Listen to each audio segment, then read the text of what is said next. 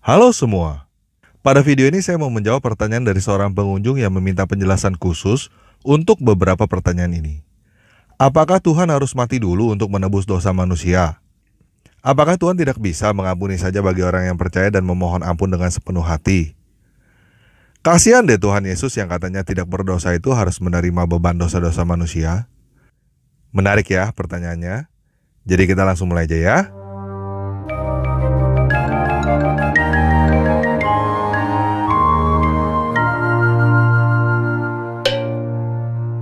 Nah, apakah Tuhan harus mati dulu untuk menghapus dosa manusia? Apakah Tuhan gak bisa mengampuni aja orang yang percaya dan memohon ampun dengan sepenuh hati? Jawabannya adalah bisa. Tuhan bisa mengampuni orang tanpa harus mati dulu. Apakah kita punya buktinya? Ya. Salah satu contohnya di dalam Matius 9 ayat 2, Markus 2 ayat 5, Lukas 5 ayat 20 mencatat bahwa Yesus sudah mengampuni orang sebelum dia disalibkan. Di situ Yesus berkata kepada orang lumpuh bahwa dosa orang itu sudah diampuni. Apakah benar dosa orang itu sudah diampuni? Ya. Seperti di dalam Matius 9 ayat 6, Markus 2 ayat 10, Lukas 5 ayat 24, Yesus berkata bahwa supaya kamu tahu bahwa anak manusia berkuasa untuk mengampuni dosa, Yesus berkata kepada orang lumpuh itu, bangunlah dan berjalanlah. Maka orang lumpuh itu bangun dan berjalan.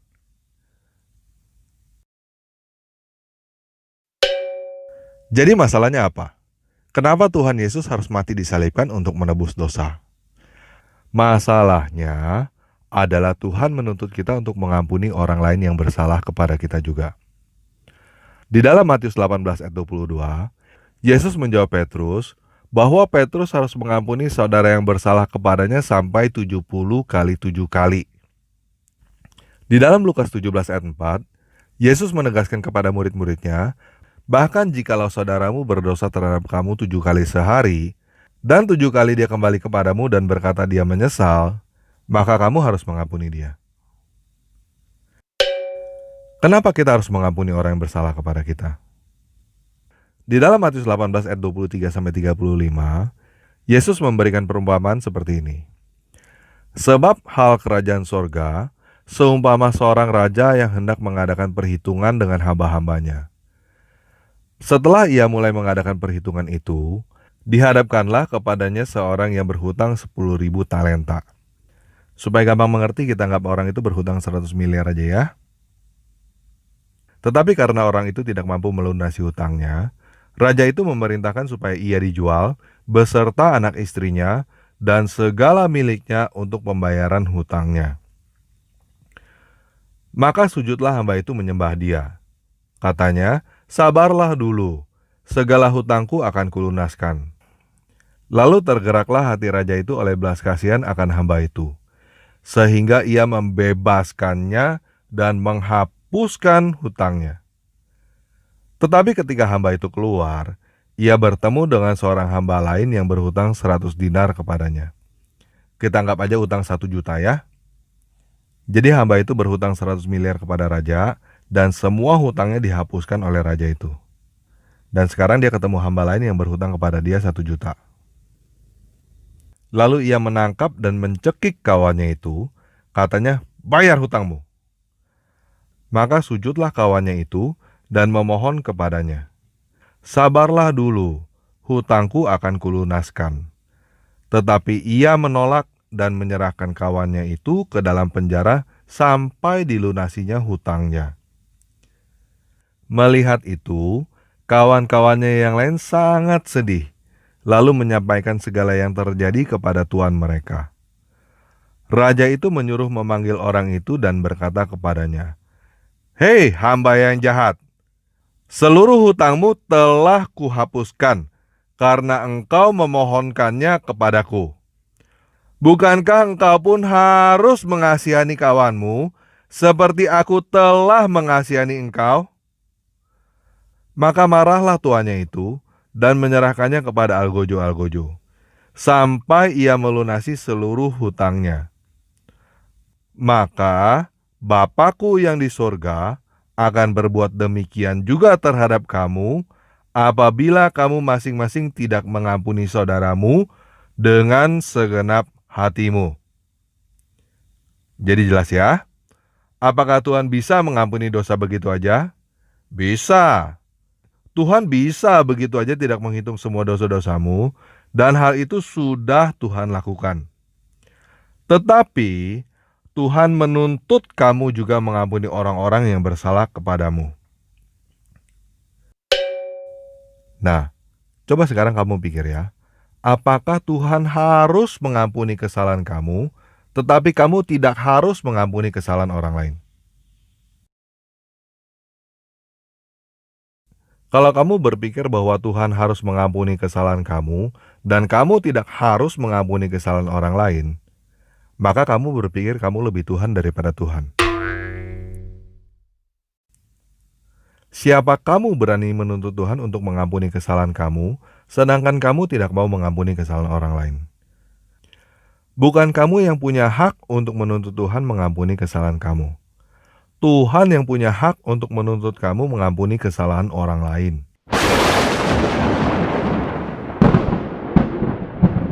Jadi sebelum bertanya apakah Tuhan tidak bisa mengampuni begitu saja, coba tanyakan itu kepada dirimu sendiri. Apakah kamu bisa mengampuni orang lain begitu saja? Nah, sekarang saya mau menyampaikan pertanyaan Yesus di dalam Matius 9 ayat 5, Markus 2 ayat 9, Lukas 5 ayat 23. Manakah yang lebih mudah? Mengatakan dosamu sudah diampuni, atau mengatakan bangunlah dan berjalanlah?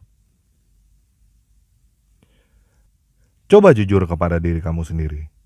Apakah kamu mudah mengampuni orang yang bersalah kepada kamu? Oh, orang itu sudah menghina saya. Oh, orang itu sudah memperkosa. Oh, orang itu sudah membunuh. Oh, saya sudah baik sekali kepada orang itu, tetapi orang itu jahat kepada saya. Oh, saya tidak masalah mengampuni orang, tetapi kalau orang itu sampai berani melakukan ini, saya akan balas beberapa kali lipat lebih jahat. Saya tidak bisa memaafkan orang itu, karena orang itu sudah sangat menyakiti saya. Pernah dengar orang yang berkata seperti itu? Atau kamu sendiri yang berkata seperti itu? Pernah dengar mata ganti mata, gigi ganti gigi, hutang darah dibayar darah? Hutang apa yang lebih mahal daripada hutang nyawa? Nah, semua hutang inilah yang dibayar oleh Yesus dengan darahnya sendiri. Termasuk hutang orang lain yang bersalah kepada kamu, sudah dibayar lunas oleh Yesus Kristus. Sehingga kamu sudah tidak punya alasan untuk tidak mengampuni orang yang bersalah kepada kamu. Walaupun kamu berkata bahwa orang itu hutang nyawa kepada kamu, Tuhan menjawab bahwa nyawa orang itu sudah dibayarkan kepada kamu dengan nyawa Yesus. Siapapun orang yang berhutang kepada kamu, apapun hutangnya kepada kamu, sudah dibayar oleh Yesus kepada kamu. Nyawa Yesus sebagai ganti nyawa orang-orang yang bersalah kepada kamu. Kalau kamu tidak mau menerima nyawa Yesus sebagai ganti nyawa orang yang bersalah kepada kamu, maka Tuhan juga tidak akan mengampuni kamu. Tuhan akan menghitung semua dosa dan pelanggaran kamu, yang artinya kamu akan dibuang ke dalam api selamanya. Apakah selamanya? Pasti. Kenyataannya, kamu dengan segala amal perbuatanmu tidak mampu menghindar dari kematian. Jangankan surga, kamu bahkan gak punya apa-apa untuk menuntut Tuhan membangkitkan kamu dari kematian. Tuhan gak punya hutang apapun kepada kamu. Dan sekarang kamu menolak Tuhan membayarkan hutang orang lain kepada kamu. Kalau kamu menolak nyawa Yesus yang sudah diberikan kepada kamu, berarti pemberian dari Tuhan tidak berharga bagi kamu. Atas dasar apa kamu berpikir bahwa nyawamu berharga di mata Tuhan? Itu sebabnya salib mempunyai garis vertikal dan garis horizontal dengan darah Yesus di tengah-tengahnya. Garis vertikal adalah Yesus membayar dosa kamu kepada Tuhan. Garis horizontal adalah Yesus membayar dosa orang lain kepada kamu. Yesus bukan hanya menebus dosamu kepada Tuhan. Yesus juga menebus dosa orang lain kepada kamu. Itu sebabnya, di dalam Matius 22 ayat 39, Markus 12 ayat 31, Yesus memerintahkan kamu untuk mengasihi sesamamu seperti kamu mengasihi dirimu sendiri. Dan perintah mengasihi sesama manusia itu setara dengan mengasihi Tuhan. Kalau kamu tidak mengasihi sesamamu, kamu tidak mengasihi Tuhan. Sampai sini paham ya? Di dalam Matius 26 ayat 28, Markus 14 ayat 24, Lukas 22 ayat 20, tercatat bahwa pada malam sebelum Yesus disalibkan, dia mengambil cawan, mengucap syukur atasnya, dan memberikan itu kepada para muridnya. Lalu berkata bahwa itu adalah darah Yesus, darah perjanjian yang ditumpahkan bagi banyak orang. Di situ kita melihat kata perjanjian ya. Ketika kita mengikat perjanjian dengan seseorang, biasanya kita bukan cuma ngomong doang. Entah kita berjabat tangan, entah menulis di atas kertas lalu tanda tangan atau cap jempol, untuk menandai bahwa perjanjian itu sah. Perjanjian yang paling sah adalah perjanjian darah yang disaksikan oleh banyak orang. Dan itulah yang Yesus lakukan di atas salib. Perjanjian damai antara manusia dengan Tuhan, perjanjian damai antara manusia dengan sesama manusia yang disahkan, dimeteraikan, dan dibayar lunas oleh darah Yesus. Seperti di dalam Matius 9 ayat 6, Markus 2 ayat 10, Lukas 5 ayat 24, Yesus berkata bahwa supaya kamu tahu bahwa anak manusia berkuasa untuk mengampuni dosa, Yesus berkata kepada orang lumpuh itu bangun dan berjalanlah, maka orang lumpuh itu bangun dan berjalan. Begitu juga kebangkitan Yesus adalah tanda, supaya kita tahu bahwa perjanjian pengampunan dosa itu adalah benar. Yaitu suatu saat nanti, kalau waktunya sudah tiba, kita akan bangkit seperti Yesus dan hidup abadi di langit dan bumi yang baru. Jadi kalau Yesus tidak pernah bangkit dari kematian, Tuhan manapun yang menjanjikan surga neraka adalah omong kosong tanpa bukti. Tuhan yang mengampuni manusia juga omong kosong tanpa bukti. Sebab semua orang mati. Dan dari dulu sampai sekarang, gak ada satu orang pun yang bangkit dari kematian dan hidup abadi selain Yesus Kristus. Kenyataannya adalah Yesus benar-benar bangkit dari kematian. Dan kita mengikat perjanjian darah yang kuat dengan Dia ketika kita melakukan perjamuan kudus. Kalau kamu menerima darah Yesus, kamu akan hidup. Kalau kamu menolak darah Yesus, kamu akan mati. Karena memang kamu akan mati. Jadi pertanyaan apakah Tuhan harus mati untuk menghapus dosamu? Saya jawab dengan pertanyaan balik kepada kamu. Apakah Tuhan harus mati untuk menghapus dosamu itu tidak cukup sebagai alasan supaya kamu juga mengorbankan perasaanmu, supaya kamu juga mengorbankan dirimu sendiri untuk menghapus dosa orang lain yang bersalah kepada kamu? Dan sekarang saya mau bertanya kepada kamu. Apakah kamu mau menerima darah Yesus sebagai pembayaran? Sebagai ganti atas dosa dan kesalahan yang dilakukan oleh orang lain kepada kamu? Atau kamu tetap tidak mau mengampuni orang-orang yang bersalah kepada kamu? Apakah kamu tetap mau membalaskan kejahatan orang lain dengan kejahatan? Atau kamu mau mengorbankan perasaan kamu, mengorbankan diri kamu sendiri untuk mengampuni orang lain? Seperti Tuhan udah lebih dulu mengorbankan dirinya untuk mengampuni kamu. Apakah kamu mau memilih hidup atau mati? Kalau kamu memilih hidup, kalau kamu mau menerima darah Yesus sebagai pembayaran atas kesalahan orang-orang yang bersalah kepada kamu, kalau kamu mau mengampuni orang-orang yang bersalah kepada kamu, ikuti doa ini sekarang ya. Yesus, Aku menerima perjanjian baru yang disahkan dengan darah-Mu.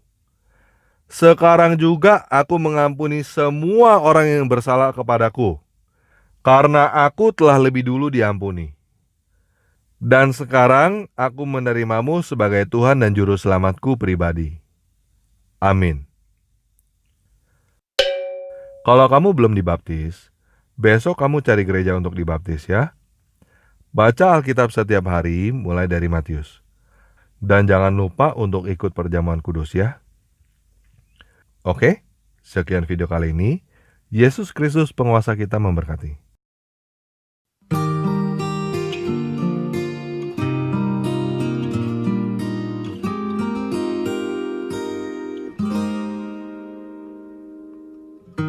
坦然无惧，我来到施恩的宝座前，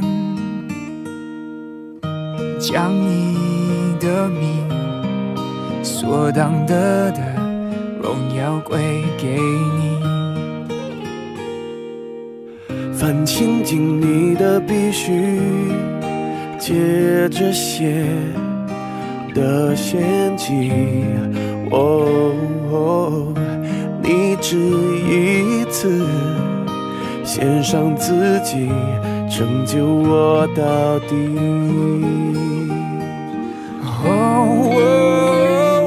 我怎么会不配当你的儿女？你赦免了我的罪孽，你是我的肩，慈爱和怜悯，你全心听我的声音。主，你像我样怜安慰和帮助，将平安充满我的心。主，你保护我，保护我性命，至高者你建立我心。Yeah, come on. 坦然无惧，我来到施恩的宝座前，将你的名所当的荣耀归给你。凡亲近你的必须借着血的献祭，你只一次献上自己，拯救我到底。我怎么会不配当你的儿女？你赦免了我的罪孽，你是我的肩，慈爱和怜悯，你全心听我的声音。